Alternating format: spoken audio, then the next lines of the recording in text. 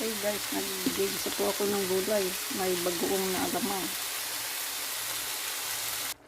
Ayan po mga gulay, nilagay ko na. Yung beans na sa ilalim. Kalabasa. Tsaka yan. Alam nyo na yan. Tsaka yung okra. Papakuluan ko na lang po para lumambot. Nakulo na po. Haluin po natin.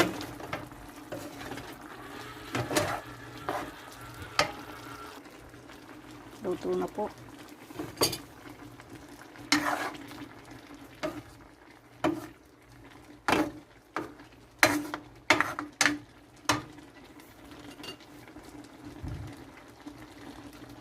Lambot na.